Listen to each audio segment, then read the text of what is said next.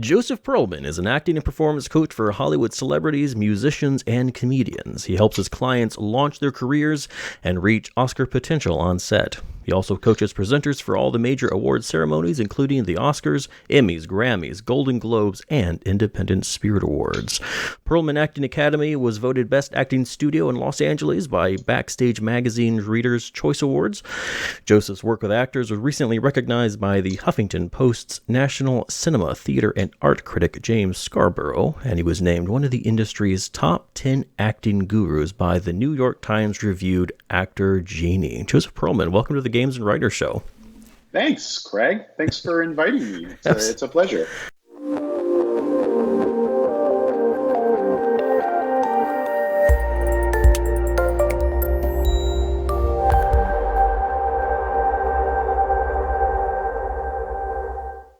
You've written that actors often need to unlearn many of the things or the rules they've been told. What sorts of things might an actor need to unlearn in order to succeed in acting?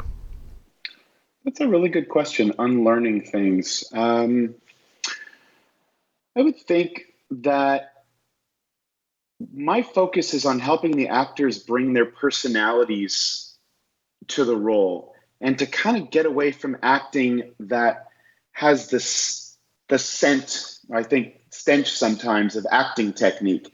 And I think, after a certain time, it's very important to make a break of it to create your own piece of art.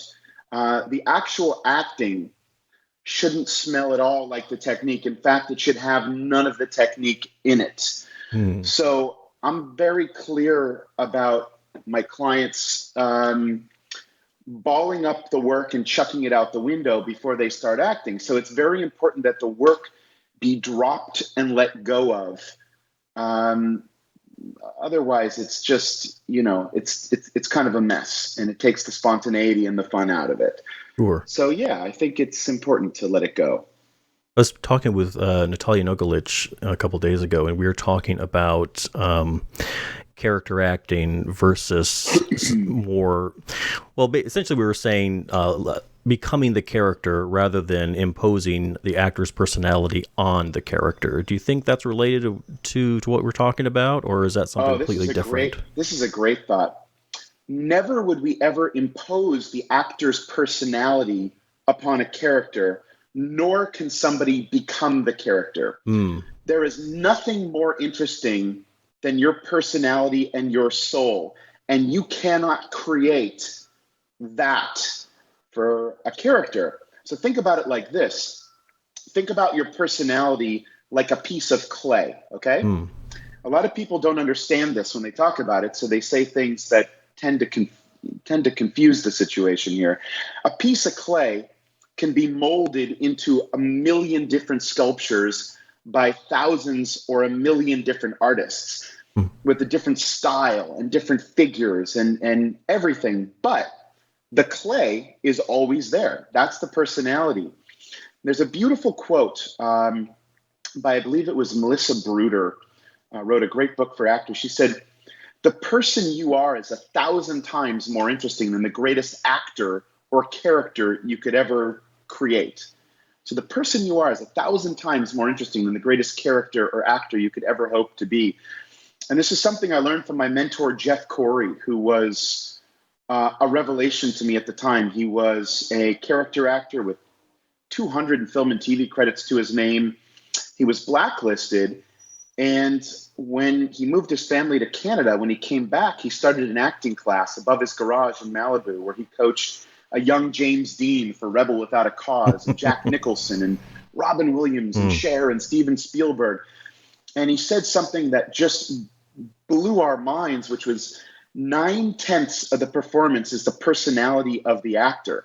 And that doesn't mean that you're bending it around you, but it means that you're figuring out what it means to you. Under what conditions would it be possible for you to bring yourself to the piece? So it's a really good, it's kind of an awesome conversation for a podcast, because at first glance, it seems like one is saying that you're sort of bringing it all to you, but you're not at all. Meisner, who was my background. It's certainly not what I teach now. I think said it best, where you're finding the living, breathing roots of the character inside of yourself. So there's lots of craft, there's lots of things to create, but the personality and the soul, we don't mess with that. That comes from the person. And one of the things I tell my clients to do when whether it's a Ridley Scott movie that they booked or it's an audition, is to create two boxes, box A and box B. And box A, these are all the things that you can relate and identify with, not because you had this experience in your life, because you as a human animal should be able to relate or partly relate to almost any human experience. And that's kind of the fun of it, is what are the things that you relate and identify with? And then in box B, what are the things that are alien? And you can take all that stuff in box A and clear the table of it and say, this is all the work I don't have to do. And in fact, in Movie Maker magazine in 2000, and I can't remember what year it was, Philip Seymour Hoffman was interviewed, and he was asked, what roles could you relate and identify with? He said, I could relate and identify with almost all of the major roles that I played. He said, there were roles where after I did the work, I didn't do anything to myself when I got on set. I didn't alter myself or change my behavior or change my voice. So it's really important to understand what it means. And what it doesn't mean is that you're supposed to play yourself. I hope that's clear.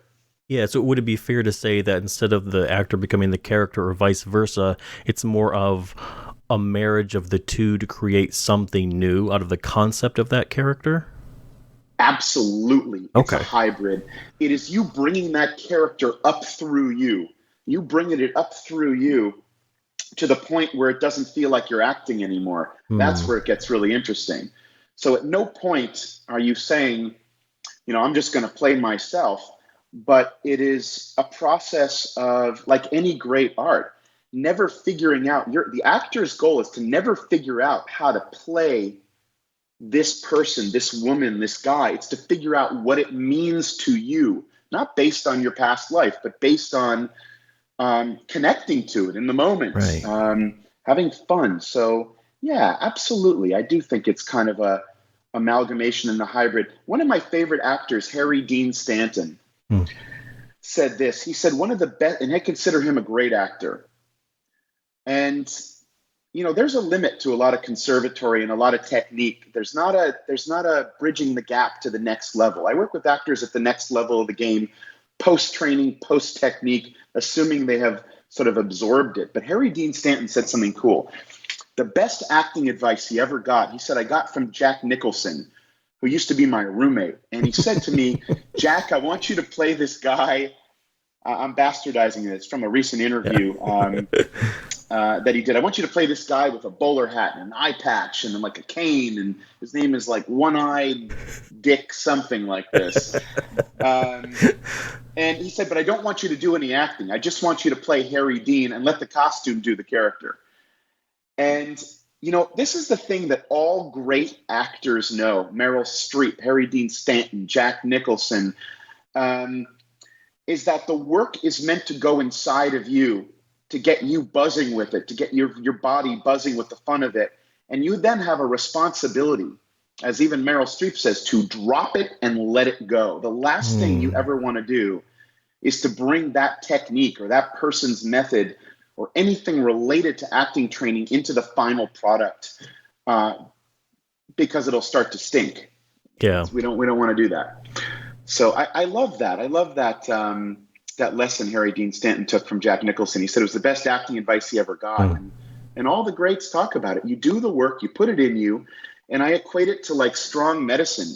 If you get an inoculation for something, let's say it's malaria, and the medicine was strong, and you go to get off the plane in southern India, in Kerala or someplace like that, the trick question is, what do you have to do to prevent from getting malaria? And the trick answer is you don't have to do anything because the medicine's already in you. If your preparation was strong, it's such a joy and a pleasure to just, as I say, jump out of the plane, pull the ripcord, and let the parachute of preparation guide you down. Because if the parachute wasn't packed properly, nothing's going to save you. Right. Yeah, it's Awesome. a kind of a fun image, I think. Well put, well put. So part of your teaching methodology, from what I could tell, seems to be built on breaking down some of the so-called common knowledge, which are then often debunked as, myths of the industry. What are some common myths that actors might be falling prey to?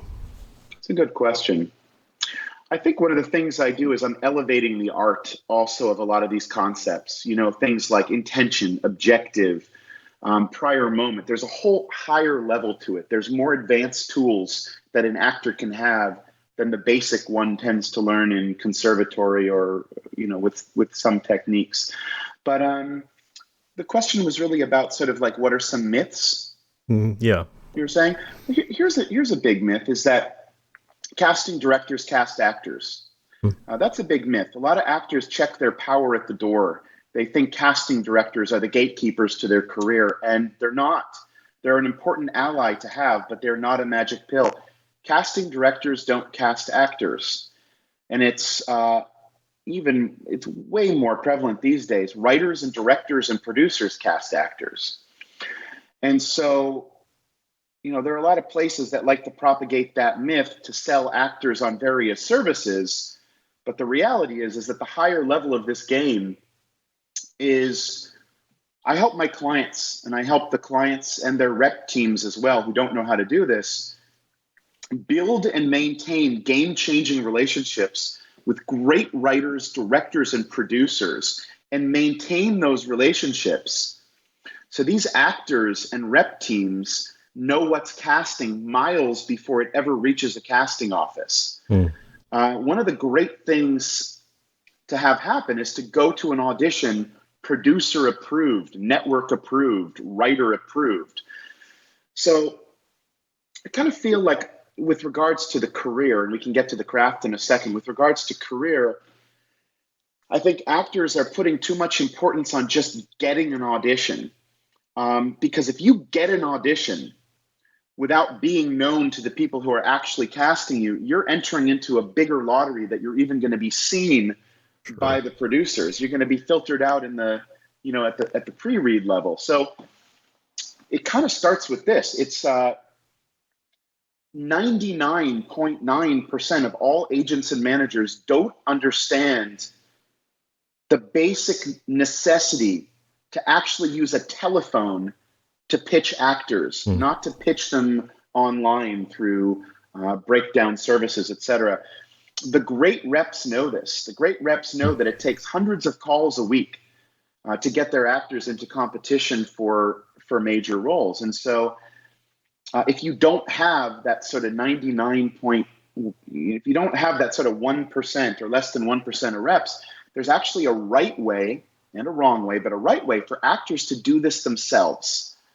So I think a lot of actors think that they need to find agents and managers. And I wrote an article on why you should stop looking for an agent and manager. First, because reps like to feel that they discovered an actor, not that they're being pursued by an actor. And secondly, it's like you're just hoping to get an agent and manager thinking that they're going to be some magic pill or gatekeeper to your career. But in reality, you're going to be sitting on that person's roster for years or a year, getting 0 to 6 major auditions because they don't pick up the phone to pitch you. This is sort of a common actor dilemma. And I'm trying to shift the focus to something completely different, this other way of doing it, to get out of this herd mentality that a lot of actors get, stuck in. And I'm going to give you one more myth. That's something that I hopefully can save a lot of actors a lot of grief, is that when you get an audition, your character description and your scene description, but especially the character description, all that background information from breakdowns that you get, those are not your acting instructions. In no way is that for you to obey. And a lot of actors, this is like a Matrix moment for a lot of actors. In fact, it represents the obvious choice of what every actor is going to do. And why are they not your acting instructions? One, this is part of a pitch for the writers to producers. Two, all this character information, breakdown about the character and storyline, this is all written by breakdown services or casting to help people understand the world of the piece. In no way are those those directions for actors to obey. So it's sort of like a really cool actor hack. And if you can kind of get out of that, you may actually arrive at a choice that's going to stand out instead of what what everyone else is going to be doing in there. But I'm working on a second part to an article I wrote a year or so ago for Backstage, 6 red flags when auditing acting classes. There are so many misconceptions about what scene study is and on-camera audition technique. You don't have to be great. Here's another one, and then I'll let you keep asking some questions. No, you're fine. You're fine. Great actors know that the work was great because they feel it, not because they watch playback of themselves. That's how a great actor knows the work is great, because they feel it. And the number one thing is that it was fun, cathartic, alive, invigorating, in your body. Watching playback of yourself all the time, every class is a colossal waste of time. Not only is it a waste of time, it's also toxic for certain actors. Not every actor, it's not healthy for every actor to watch playback. Meryl Streep, Johnny Depp, Reese Witherspoon, Javier Bardem never watch their playback because it's a toxic act for them. They know what it feels like. They're just looking at the result of a chemistry experiment. So there's nothing wrong with watching playback as needed, as a spice.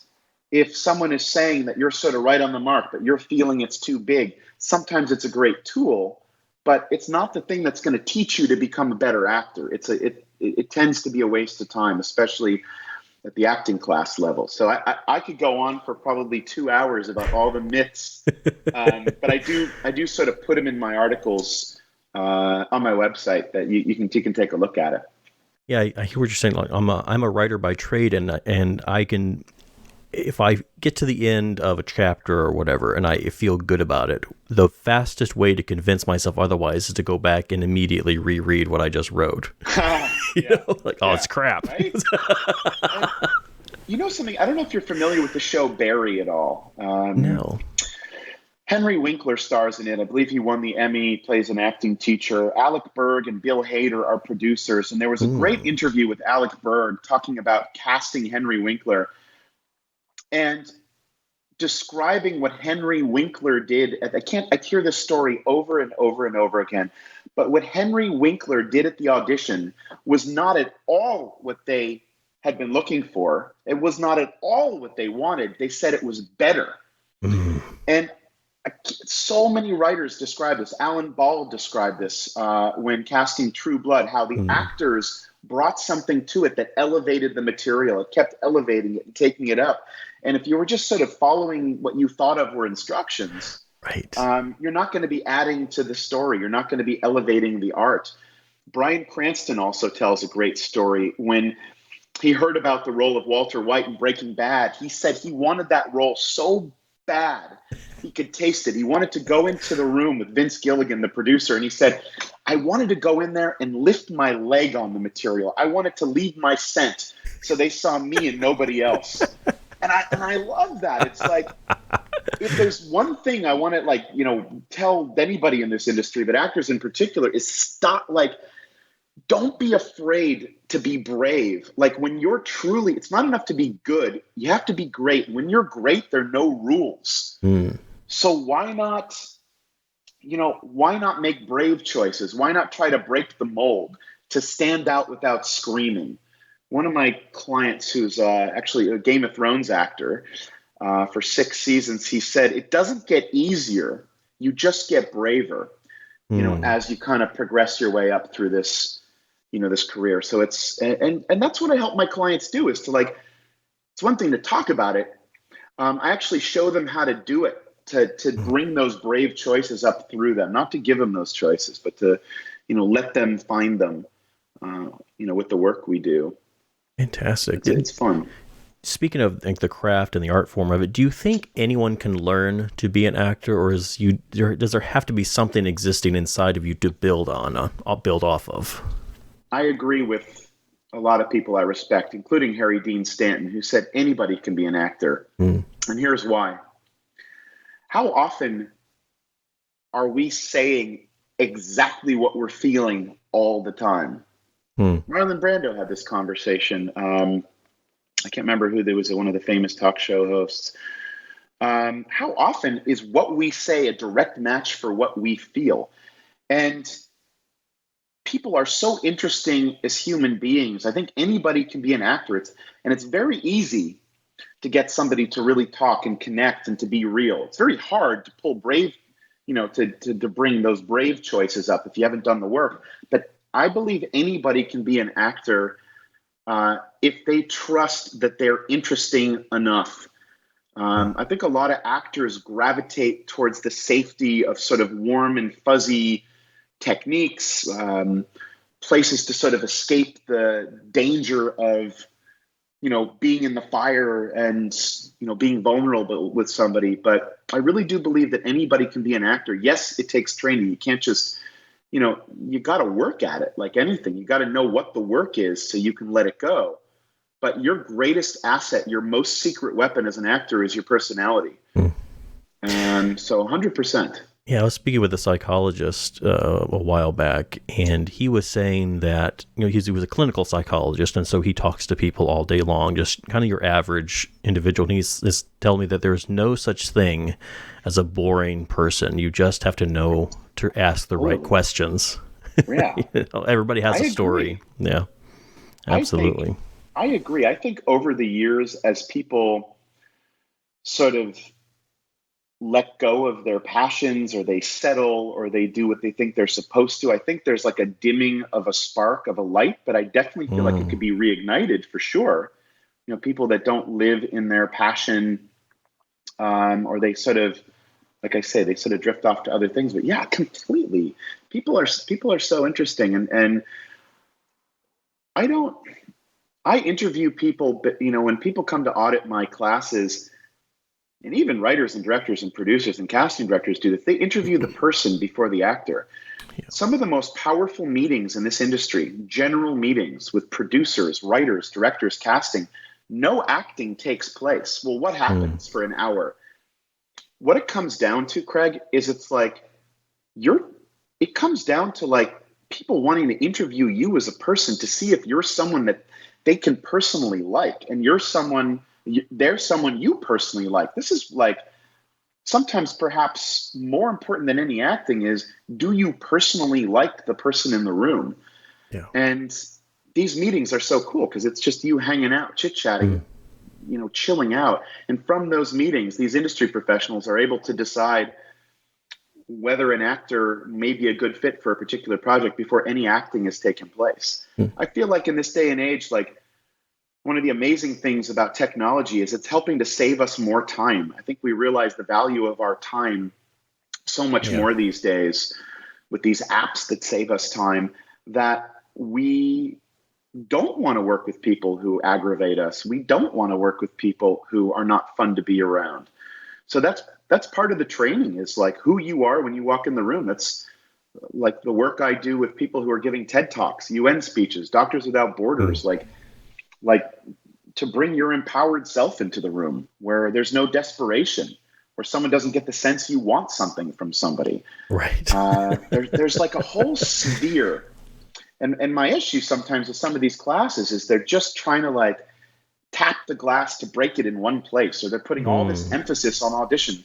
Auditioning is one of 100 ways to get a role. And you should not make a fetish out of it. So there's a whole sort of other level of awareness to this industry at the highest level. And that's what I really love shining light on, getting people unstuck who've been sort of spinning their wheels for years. Yeah, let's talk of some of these other programs. Now, you've written about abuse and bullying within some of these acting programs. How prevalent do you think that dynamic is? And is there ever anything to be learned from that sort of relationship? Extremely prevalent. Unbelievably prevalent. The fact that actors sometimes feel that like that's what they need. I think it comes down to this. It's massively prevalent. And I certainly don't want to name names, but I'm telling you, I've been rehabilitating actors for years. They come to me sort of emotionally flattened like pancakes, and I'm like scooping them off the ground and helping them to, revive their personalities. I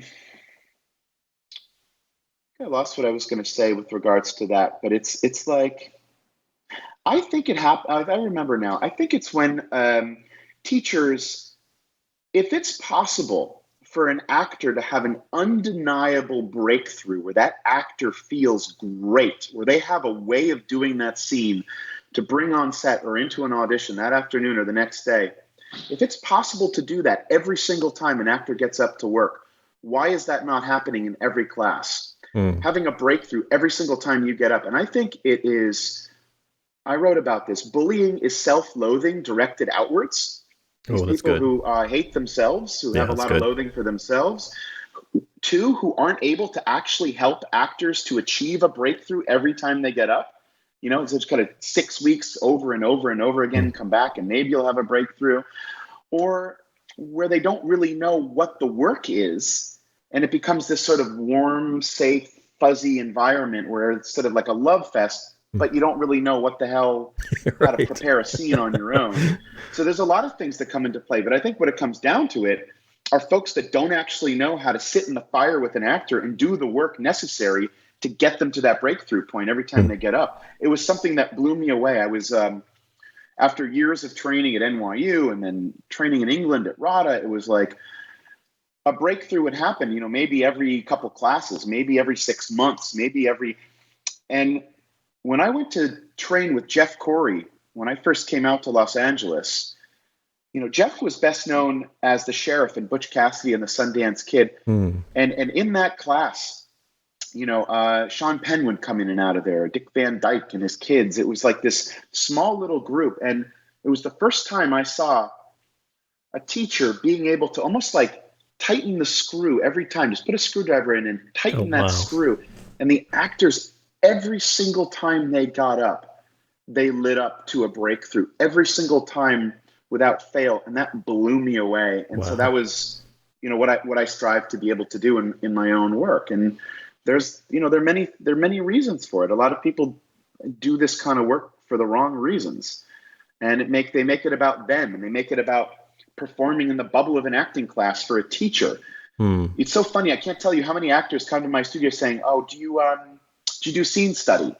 And I'll say to them, "Well, what is scene study to you? What do you think of a scene study?" And their idea of scene study is, you know, in an acting class with slippers and gluing a vase back together and sitting on pillows, performing for a class and for a teacher, for the teacher's approval or the class's approval.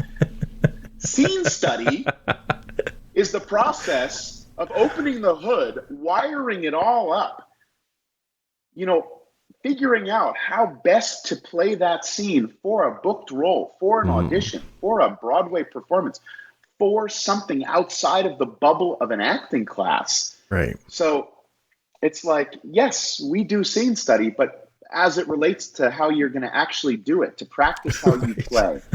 So there's some crazy ass environments out there.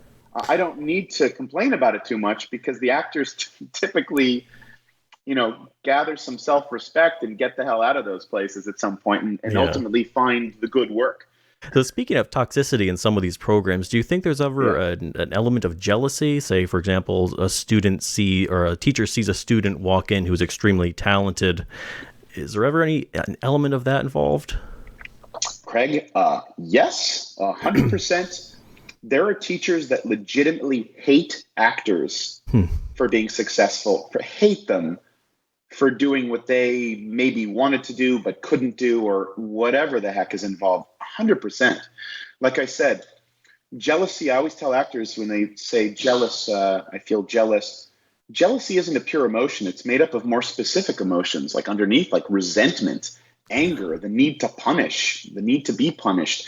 So yeah, self-loathing directed outwards, jealousy, and you know, you see this with a lot of industry people, just hatred for actors. And it blows my mind that actors would think that they would need to be in that toxic environment, you know, that somehow that's good for them. But like I said, it doesn't last too long. It's sort of, one of my favorite philosophers, Alan Watts, said a fool only becomes wise by persisting in the folly. If you keep banging your head into a wall, it doesn't feel good. And Right.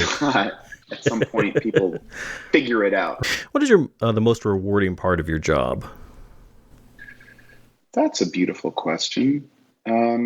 So many rewarding things. I love the people that I work with. I love seeing them get lit up. I love seeing them. Confidence is self-sustaining, So it's like once these actors get lit up with confidence in private session or classes, it's so cool to see that light still bright when they sit down and see them bring it out into the week with them and how their lives are, better lives, having better lives as a result of it. And it's kind of a beautiful work to get to do with people that I feel comes back.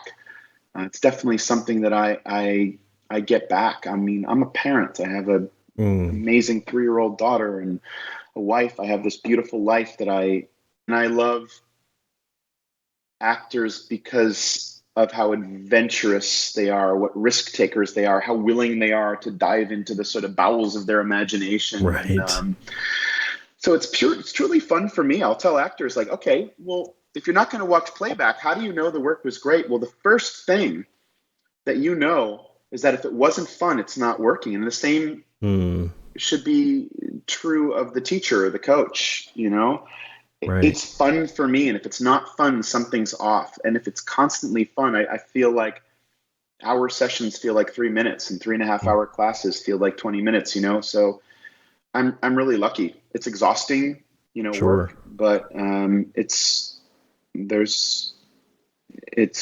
very fulfilling for me. Well, and I do love doing this.